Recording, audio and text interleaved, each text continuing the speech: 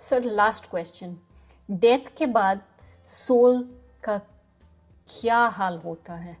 देखो, जैसे मैंने अभी कहा कि सबसे पहले तो यही कि जो अब जैसे अभी हमने कहा कि अगर वो सोल एक अच्छी सोल थी और उसने जीते जी अपने आप को शरीर के जो चंगुल से मुक्त कर लिया, तो वो सोल तो आगे की यात्रा पर इजीली निकल जाती है।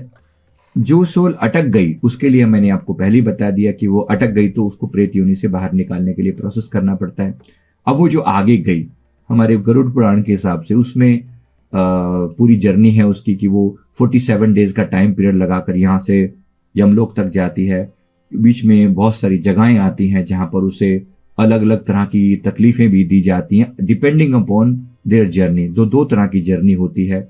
एक जो अवेकन लोगों की जर्नी होती है वो डिफरेंट है, एक जो अनअवेकन लोग हैं उनकी जर्नी डिफरेंट है। जो व्यक्ति बहुत ज्यादा शरीर से अटैच था और जितने बुरे कर्म किए हैं, उसकी सोल को बहुत पिटाई करते हुए भी ले जाया जाता है, तो उनको यमराज का डिफरेंट फॉर्म दिखाई पड़ता है, डरावना फॉर्म दिखाई पड़ता है।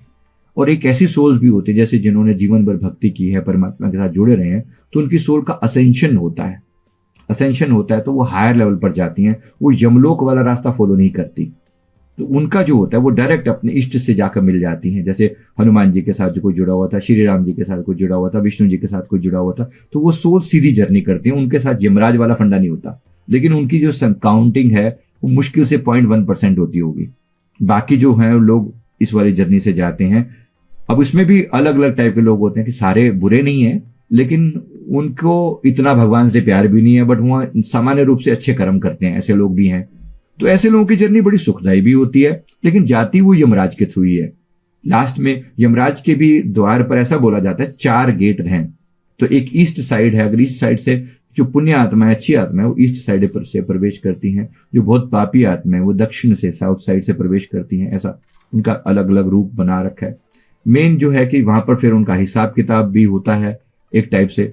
मैंने उस चीज को जो है लाइफ रिव्यू बोलता हूँ। लाइफ रिव्यू के ऊपर मैंने बहुत विस्तार से वीडियो भी डाले हुए हैं।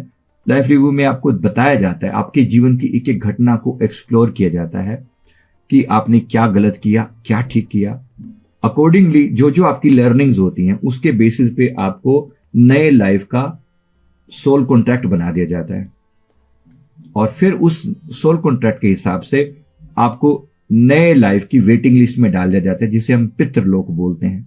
पितृलोक मतलब एक वेटिंग लिस्ट, जहां से अब आपका अगला जन्म होना है। सोल कॉन्ट्रैक्ट आपके पास रेडी है। अब आपको लर्निंग्स दी जा रही हैं। जब तक आपके धरती पर आपके लिए गर्भ तैयार होता है, माता पिता तैयार होते हैं, उससे पहले आपको वहां लर्निंग दी जाती है कि अब धरती पर जाना तो ये चीजें अच्छे से करना, जो पिछली बार गलतियां की थी वो मत करना, ऐसा सिखाया जाता है। मैंने वो सारी लर्निंग्स देखी हैं। स्पिरिट वर्ल्ड के बारे में कहीं ना कहीं आपने इन चीजों के बारे में जानना हो, laws of the spirit world करके ये बुक है, one of the best seller famous book है। कोरशेद भावनगरी इसके राइटर हैं।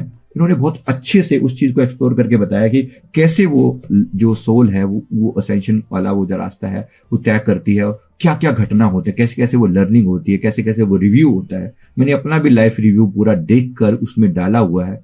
तो उसमें मैंने मतलब उसके बाद जब ये सोल कॉन्ट्रैक्ट रेडी है, धरती पर उसके माता पिता रेडी हैं, तो सोल के पास कुछ चॉइस होती है, you can go this way और दैट वे, आपके पास ये चॉइस है।